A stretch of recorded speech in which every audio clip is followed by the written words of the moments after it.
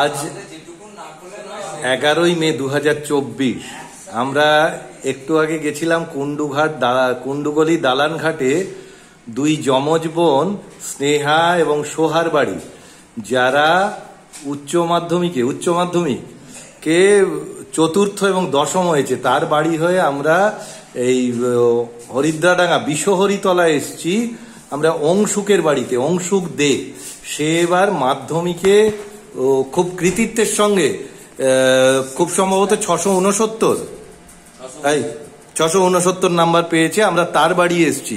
এখানে অংশুক আছে, অংশুকের বাবা আছেন অরুণ কুমার দে, আর জ্যাঠামশাই আছেন, কি নাম, সুবোধ কুমার দে, আর অংশুকের মা শুভ্রা দে।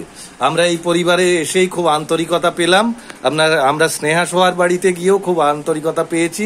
আমাদের এখানে আমি পার্থ ভট্টাচার্য, সঙ্গে আছেন মা অন্নপূর্ণা চ্যারিটেবল ট্রাস্টের কর্ণধার শ্রী পার্থ দত্ত। আমরা যেভাবে প্রতিটা ছেলে মেয়েকে উৎসাহিত করি, ওদের একটু অনুপ্রেরণা যোগানো, একটু মিষ্টি, পুষ্পস্তবক এবং মেমেন্টো দিয়ে, হ্যাঁ আসুন, হ্যাঁ দিয়ে আমরা একটু ওকে সম্বর্ধিত করব। কারণ খুব লড়াই করে এই জায়গাটা হয়েছে, মাধ্যমিক জীবনের প্রথম বড় পরীক্ষা আর কি। সেখানে এসে ঘটনা শুনছিলাম যে অংশুক এই লকডাউনের পর থেকে ও একটা অন্যদিকে টার্ন নিয়েছে, লেখাপড়ার প্রতিও ঝোঁক। সেই জেদটা বজায় রেখে অংশুক আজকে এবছর 2024-এর মাধ্যমিকে 669, 700-র মধ্যে 669 নাম্বার পেয়ে একটা স্থান অর্জন করেছে।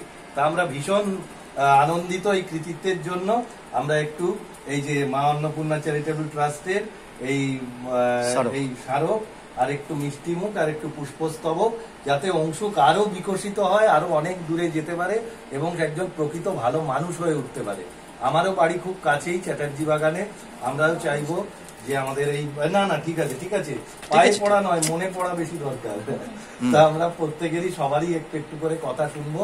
যেভাবে পার্থদা প্রতিবার সবার কাছে যান, মাধ্যমিক উচ্চ মাধ্যমিকে কৃতি ছাত্র, থ্যালাসেমিয়া রোগী, দৃষ্টিহীন, এদের নিয়ে যে এই আমরা একটু কি এদেরকে প্রেরণা যোগানো যাতে, এবং সমাজকে একটা দেখানো, সমাজের কাছে তুলে ধরা, দেখানো বললে ভুল হবে, তুলে ধরা যে এই মানুষগুলো নীরবে একটা জায়গায় লড়াই করে যাচ্ছে, লড়াই করে একটা জায়গা পাওয়া। এইটার জন্যই আমরা বিভিন্ন জনের কাছে যাই, একটু যোগাযোগ করি এবং এদেরকে একটু শুভেচ্ছা জানাই, আরো যাতে সাফল্যমণ্ডিত হয় এই চেষ্টাই করি আমাদের তরফ থেকে।